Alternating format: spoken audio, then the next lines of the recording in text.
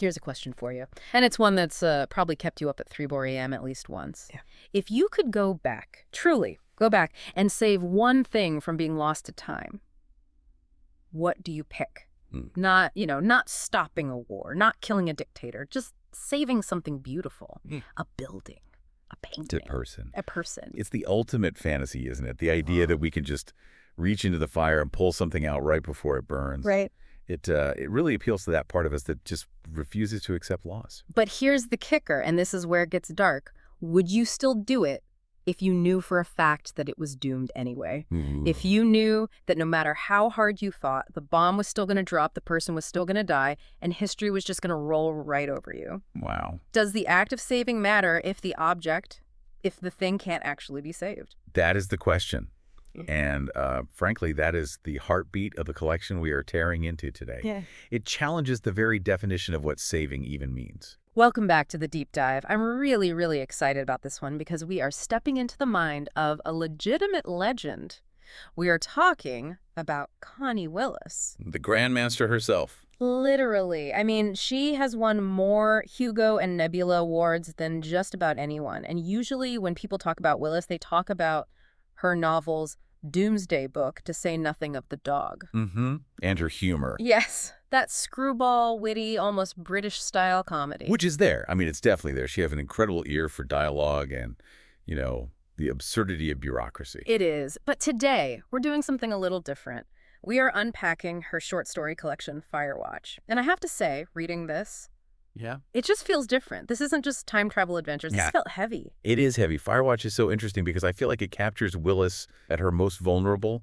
These stories aren't just about, the mechanics of time travel. Right. They are about entropy. They are about the fact that the world is constantly slipping through our fingers, and we are just these frantic caretakers trying to hold on to the pieces. Caretakers of a crumbling world. That's a cheerful start to the day. I know, right? But it's beautiful, I promise. We got a stack of stories to get through today that really hammer this home. We're going to look at the title story, Firewatch, which is basically the blueprint for her entire universe. That one is an absolute epic. But we've also got some stories that really surprised me. Service for the Burial of the Dead, which is this creepy gothic ghost story that, well, it isn't really a ghost story, is it? No, it's a psychological thriller in disguise. It messes with your head. And we've got The Father of the Bride, which takes a fairy tale we all know and just completely ruins it, but in the best possible way. Yes. And All My Darling Daughters, which, look, we need to put a warning label on that one. That story is going to stick with me for a long, long time. It is disturbing. It's visceral. It's Willis doing straight-up horror satire. And then, of course, A Letter from the Claries, which might be the most heartbreaking thing she's ever written. So here is our mission for this deep dive. We are not just going to recap plots. I mean, you can get that on Wikipedia. Right. We want to find the connective tissue. We want to figure out what Connie Willis is trying to tell us about saving things. Why do we try to be fathers to the past? And why is it that the end of the world never, ever looks like what we expect it to look like? That's the goal. We're looking for the philosophy underneath the sci-fi. So buckle up. We are starting with the big one, the title track, Firewatch. Let's do it. Okay, so for people who maybe haven't read Doomsday Book or her other Oxford time travel stories, we need to set the scene. Willis has this recurring setup where Oxford University in the future, we're talking mid-21st century, has turned history into a literal contact sport. They have a time machine. The net. It's not a DeLorean. It's called the net. Right, the net. And historians don't just sit in archives and read dusty books. They go, they observe. But there are very, very strict rules. You cannot change history. You are an observer, a ghost. You go in, you take your notes, you get out. And the universe itself kind of prevents you from changing things. It's called slippage. If you're about to cause a paradox, the net just won't let you through. It'll send you somewhere else. Which is a very convenient plot device. It is. So enter our protagonist, Bartholomew. He is a history student, and he's preparing for his practicum. And I love this concept of a practicum. It's like a medical residency, but for time travel. And the stakes are life and death. I mean, if you mess up your practicum, you aren't just failing a class. You could get stuck in the past, or you could die. It's the ultimate final exam. Bartholomew thinks he's got it made. He's been prepping for years to go back to the 1st century. He wants to travel with St. Paul the Apostle. He's learned Greek. He's learned Hebrew. He knows how to wear sandals. He's done the whole drill. He's imagining like a hiking trip through the Mediterranean. He's picturing nice weather, maybe some interesting theological debates, some stale bread, an academic adventure. Then bureaucracy happens. The classic Willis villain, the scheduling computer. The computer glitches. It reads St. Paul and thinks St. Paul's Cathedral. Oh, no. It reads war, and it completely skips the Roman Empire and goes straight to World War II. Specifically, the Blitz. 1940. London. Talk about a vibe shift. It's a complete nightmare scenario. Bartholomew is just shoved through the time net. He's not wearing a toga, thankfully, but he's dropped into this freezing cold London alley in the middle of a blackout. And he is woefully unprepared. This is one of the things I loved about the story. The sheer disorientation. Oh, it's palpable. He doesn't know the currency. He doesn't understand the slang. He hears people yelling, "Put that light out!" And he doesn't even know what a blackout curtain is. He has no practical skills. There's that great detail where it keeps hearing people shout about the ARP, and he's trying to conjugate it like it's a Latin verb. He keeps thinking, ARPO, ARPUS, ARPUS. He doesn't realize it stands for air raid precautions. It just shows you how purely academic his knowledge is. Yeah. He knows the dates of the war, but he doesn't know the texture of it. He doesn't know what it feels like. That's the core tension right there, isn't it? The difference between history with a capital H and just, lived experience. It is. Yeah. Bartholomew's professors, the esteemed Dunworthy and the rest, they sit in their ivory tower in the future. They talk about the sacred burden of the historian and silence and humility. Right. To them, the Bliss is this fascinating period of socioeconomic struggle. It's just data points on a graph. But for Bartholomew, Yes. it's cold, it's wet, and he's so tired. He spends half the story just complaining about his feet being wet and trying to find a place to sleep. Which is the most realistic depiction of war I think I've ever read. Yeah. It's not all heroism and big speeches. Not at all. It's mostly exhaustion and bad shoes and trying to find a cup of tea that isn't terrible. So, to survive and, to have a cover story, he joins the titular Firewatch. Explain what these guys actually did, because it sounds completely insane. It was insane. St. Paul's Cathedral was the symbolic heart of London. Churchill knew that if St. Paul's burned, morale would just collapse. It was a huge target. A huge target. And the Luftwaffe was dropping thousands of incendiary bombs, these little thermite fire bombs. So they had this army of volunteers, the Firewatch. They slept in the crypt of the church on cots. And when the sirens went off, they'd put on these little tin hats and climb up onto the roof. The lead roof. The lead roof. In the dark, while bombs are falling all around them. And their job was what? Exactly. Their job was to run to where an incendiary landed, shovel it up with a long-handled scoop, and throw it off the roof before it could melt through the lead and set the ancient wooden timbers on fire. It's basically suicide. You're running toward fire while bombs are dropping from the sky. It's a level of heroism that's hard to even comprehend. But here is the central irony for Bartholomew. He knows the future. He has seen the pictures. He knows St. Paul survives the war. Right, there's that famous, iconic photo of the dome rising out of the smoke. Exactly. He knows that picture. So, logically, he shouldn't be worried at all. He should just sit in the crypt and play cards, right? You'd think so. Theoretically, yes. Right. He knows the cathedral stands, but when you are standing on a slippery lead roof, 300 feet in the air, and the entire world is exploding around you, logic just goes out the window. The abstract knowledge doesn't help. It doesn't help at all. The fear is real. The heat is real. Knowing the ending doesn't make the middle any less terrifying. And he's not alone up there. He gets paired with a volunteer named Langby. And this relationship, this is the real engine of the story for me. Bartholomew hates this guy. Oh, immediately. It's a visceral dislike from the get-go. But why, though? I mean, Langby seems totally competent. He saves Bartholomew's life a couple of times. He knows the ropes. But Bartholomew is just convinced Langby is a villain. This is such a brilliant commentary on how we project our own biases onto the past. Bartholomew was from the mid-21st century. So in his history books, who are the big bad guys of the 20th century? Nazis. And the Soviets. Exactly. The whole Cold War narrative completely dominates his education. So he sees Langby reading a newspaper called The Worker. He acts slack. He hears Langby criticizing the bourgeois church leadership. He sees Langby meeting with some mysterious man in a suit. And he does the math. Or he does the math completely wrong. He thinks communist equals traitor. Yes. Bartholomew convinces himself that Langby is a Nazi spy or a Soviet saboteur, and that he's up on the roof signaling the Luftwaffe to burn the church down. He spends the whole story trying to catch him in the act. He's so sure of it. But the listener and the reader, if you know your history, you're just screaming at Bartholomew. It's 1940. The Soviets are allies. Or at least they aren't the enemy yet. Not in the same way. Right. Langby's a communist. But in 1940s London, that just meant he was probably a trade unionist who hated the class system. It didn't mean he wanted the cathedral to burn. In fact, it's the opposite. It's the complete opposite. Langby loves the cathedral more than anyone. He hates the church hierarchy, the dean, the bishops, but he loves the stone. He loves the building. He risks his life every single night to save it. Bartholomew is so obsessed with finding a villain for his neat little historical narrative that he completely misses the hero standing right next to him. And that's the danger of hindsight, isn't it? We think knowing the future makes us smarter than the people in the past, but it actually blinds us. Bartholomew can't see Langby as a human being. He can only see him as this political category. There's a breaking point, though, a moment where his academic certainty starts to crumble. And it doesn't come from Langby. It comes from a cat. Ah, the cat. I mean, it's a sci-fi rule, right? If there's a ship's cat, you worry about the cat. You do. Bartholomew finds this little stray kitten in the crypt, and he just loses his mind over it. He does. He becomes obsessed. He starts stealing food for it, kippers from the canteen. He hides it in the vestry. But it's more than just, I like cats. He projects something onto this animal. He keeps telling it, you're a survivor type. It is a win. He desperately needs a win. He knows he can't save the people he meets. He knows Enola, this young girl he befriends, is going to live a hard life and eventually die. He knows the world is falling apart.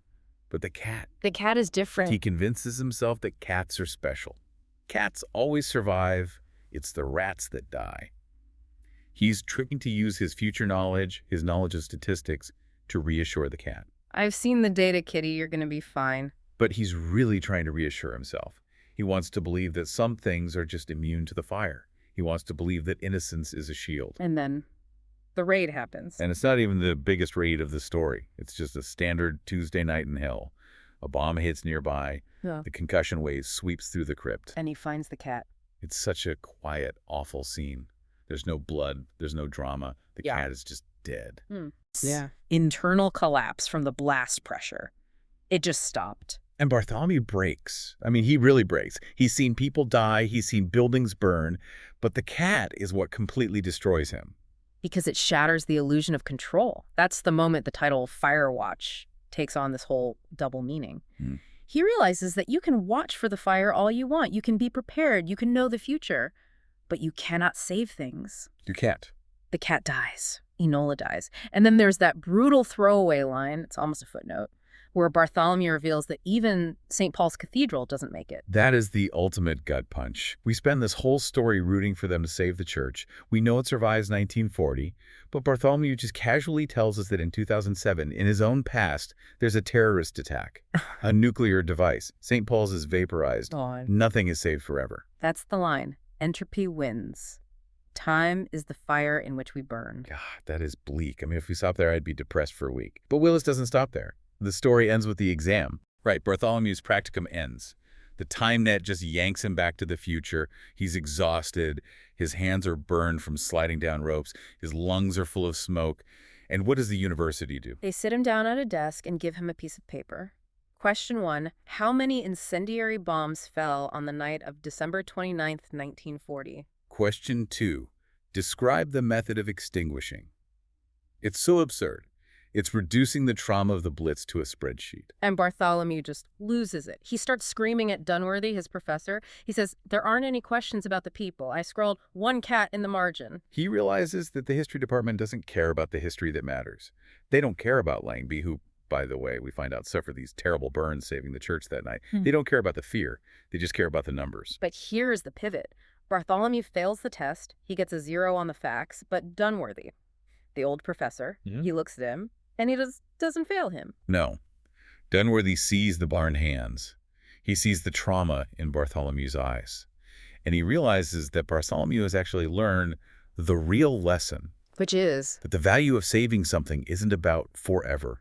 Yeah. You can't save St. Paul's forever. It will eventually fall, whether to a bomb or just to gravity, a million years from now. Couldn't save the cat. But you try anyway. You try anyway. The victory isn't in the outcome. The victory is in the act of the watch itself. The fact that Langby stood on that roof and fought the fire, that matters. The fact that Bartholomew loved that cat for 3 days, that matter? It's about the connection in the moment. We are all on the fire watch every day. We're watching our kids, our parents, our homes. We know we can't keep them forever, Right. but we stand on the roof and we hold back the dark for as long as we can. That's it. That is the human condition. To protect without possessing. To love for that guarantee of forever. Man, that's a lot for a story about a guy who went back to the wrong century. That's the magic of Connie Willis. She lures you in with the time travel glitch, and then she hits you with the philosophy of existence. And that theme, that idea of protecting without possessing, it's the perfect bridge to the next set of stories. Because if Firewatch is about the tragedy of trying to save a building, these next two stories are about the tragedy of trying to save people. Or, trying to save a version of a person that doesn't exist anymore. They're moving from the Blitz to the Victorian parlor. Much quieter, but just as dangerous. Let's talk about Service for the Burial of the Dead. Now, I read this title and I was expecting, fog, graveyards, maybe a rattling chain or two. And you get those things. You had all the trappings of a classic Gothic horror. But it plays a very clever trick on you. The story follows Anne. She's at a funeral for her lover, Elliot. And the setup is just classic guilt. She thinks she killed him. Not directly. But she stood him up. He wanted to meet her on this isolated island in the pouring rain. Very dramatic. So romantic. And she didn't go. He supposedly drowned waiting for her. Yeah. So she is just drowning in guilt. But then she goes into the back room of the church, the robing room. And who is sitting there eating a sandwich? Elliot. Alive. Alive, dry, and very much not a ghost.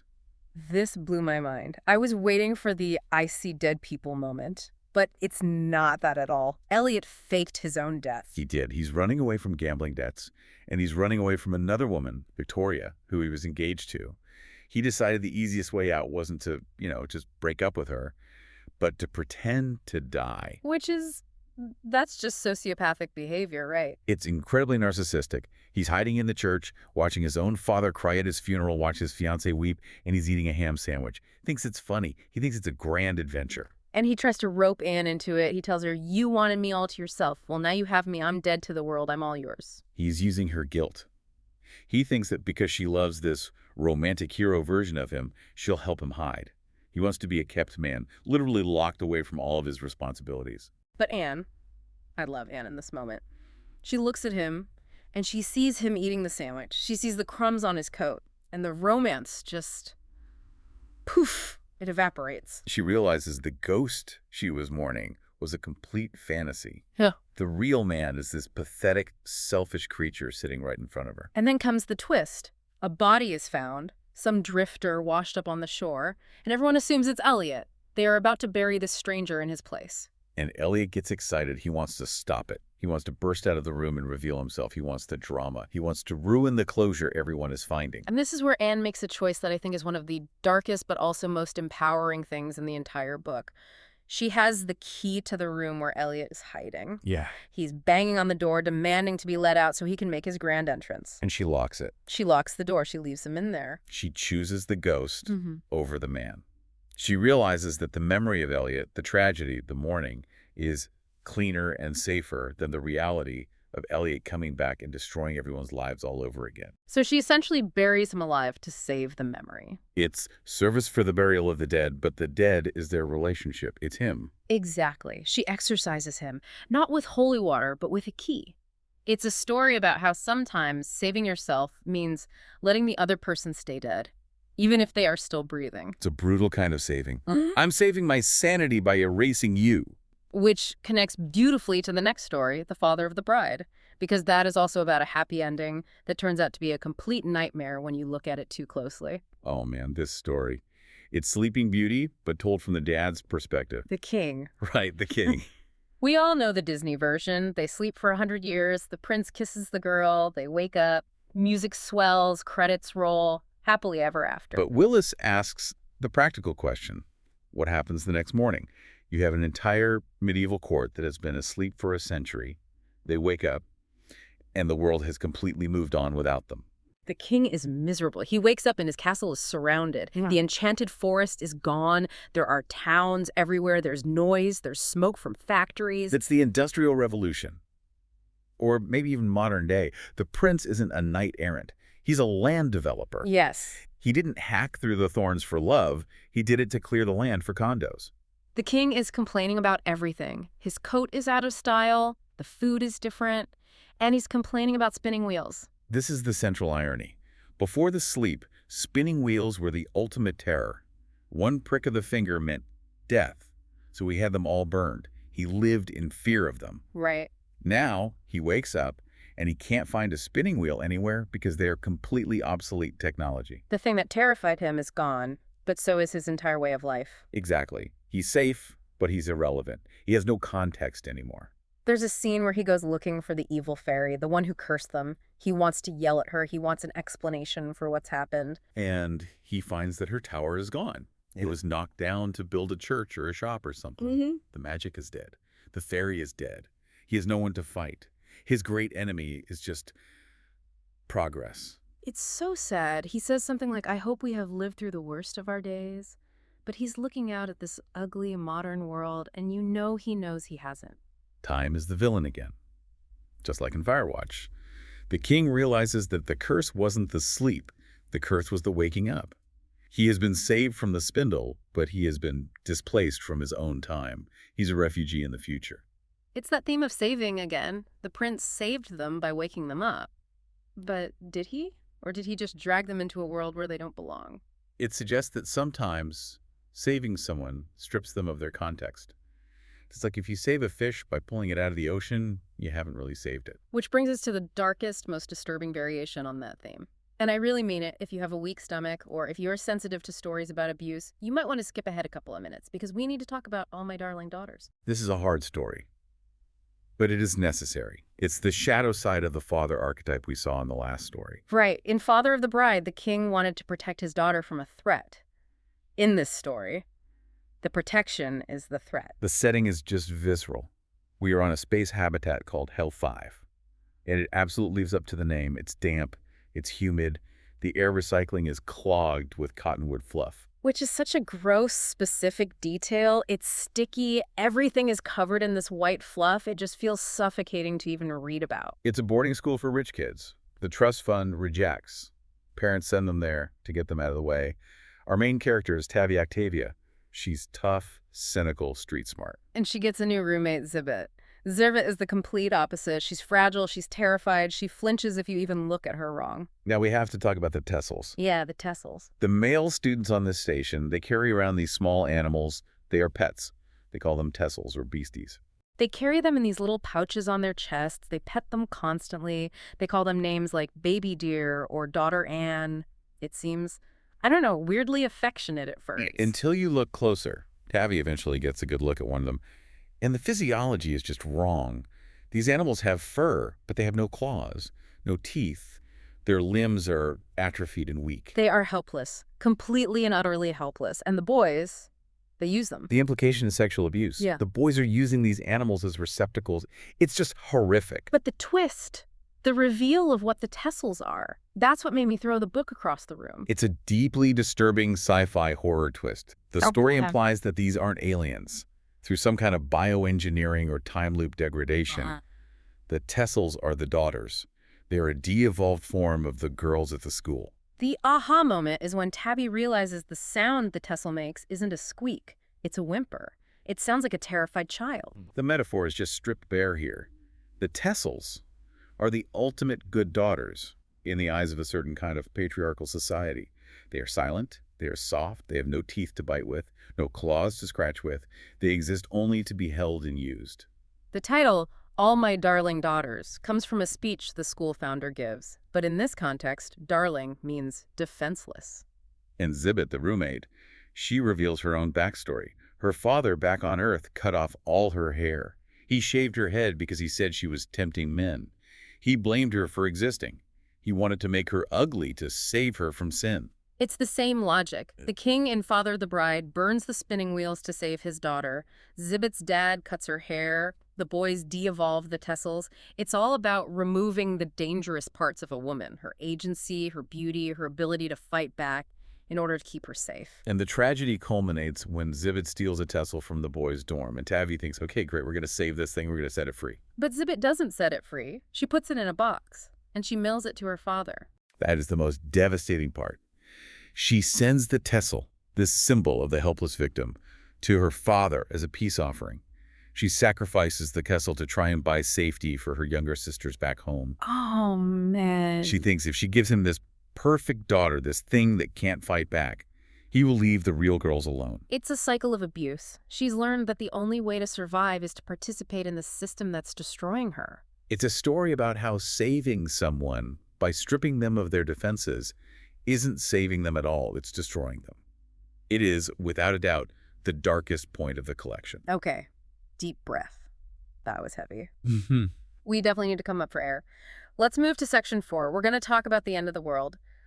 But in true Connie Willis fashion, the apocalypse isn't quite what you expect. No, it's not. We have two stories here, Lost and Found and Letter from the Clarys. Let's start with Lost and Found. This one is, I want to say lighter. I mean, relatively speaking. It's almost a puzzle, a theological puzzle. It's set in a near future where religion has been totally commercialized. The government, the state, is literally looting churches to pay off national debts. And we meet Finney. He's a one-footed reporter working undercover. And Mrs. Andover, who is this terrifying government agent, they are tearing apart a church looking for treasures. Everyone is looking for something. Finney is looking for a story and also his lost coffee cup.